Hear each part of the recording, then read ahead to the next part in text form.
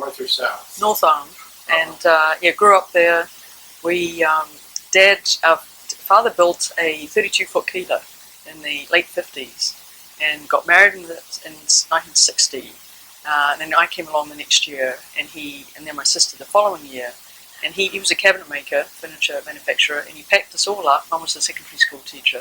Threw us on the boat. We closed the house down. In fact, Mum's parents came and lived in the house for that 2 years in Tauranga in the Bay of Plenty. And we lived on the boat for over 2 years, just cruising up the east coast, Bay of Islands. And my brother, we went away with 2 children, came back with 3.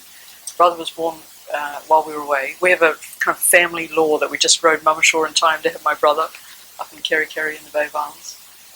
And only came back for me to start primary school life. You know, Dad had been in the Second World War in the Pacific, Solomons, Hebrides, Guadalcanal, and found kind of discarded lifeboats, you know, washed up and redid them, rebuilt them and sailed them while he was up there. So boats has been his entire life and our entire life. Every Christmas we'd go away for 6 weeks, and then pretty much every weekend. There were no sports in the weekends because we were going away in the boat. And then I left New Zealand in '89 on a 2-month yacht race, the inaugural Auckland Fukuoka yacht race. We were an all-women crew, did really well, had legs through Suva, Fiji, and then Guam. So that was a fantastic experience, that. And then moved to the UK. So was in London and Cambridge for 9 years, and got transferred to New York for a couple of years, and then another gig in Rotterdam at Erasmus University for a year, and then San Diego for 4 years, working for Sally Ride, the astronaut, Sally Ride Science, fantastic time. And then North Carolina to get the green card. You'll do anything for the green card. Had to find Durham on a map first. I thought, okay, they're going to offer a green card. Oh, I think absolutely naturally.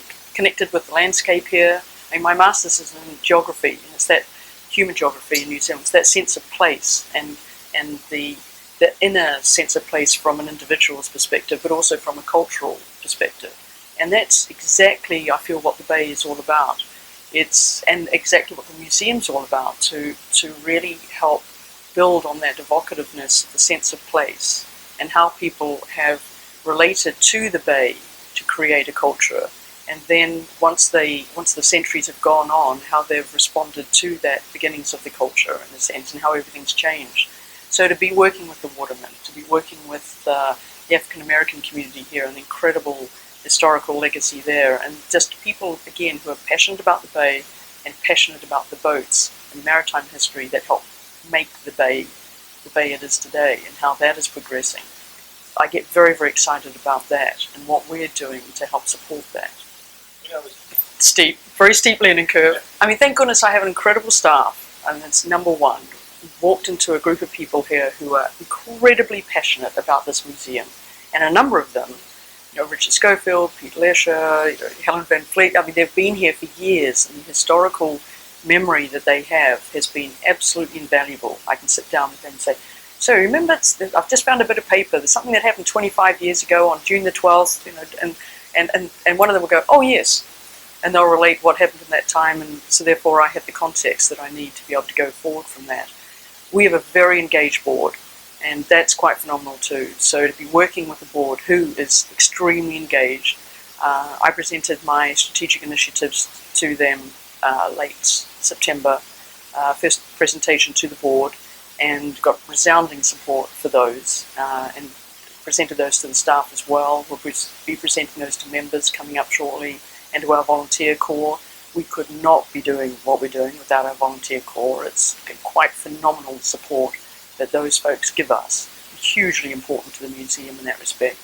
So to be building on that over the next few years will be a key focus for mine, and of course the staff as well, to really make sure that we drive through those initiatives.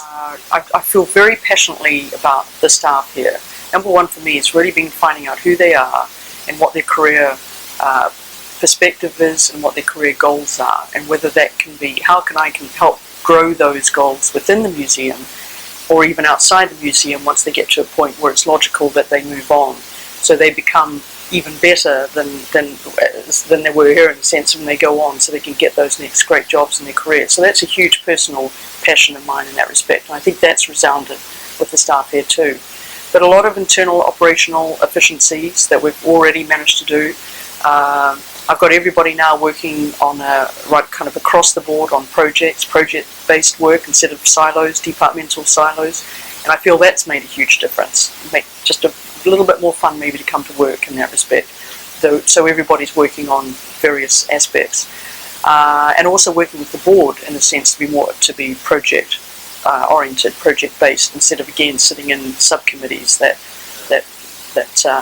may not be as interesting as just when you're doing so much more right across. A key part of the initiatives is our institutional reputation. So not just our goal to be the best maritime museum in the country, if not the entire world, and to be respected for the kind of the unique selling points that we have in relation to that, such as our working boat shop, but also our reputation with our guests, those who come and visit and engage themselves in this museum. We want it to be an incredible, engaging experience.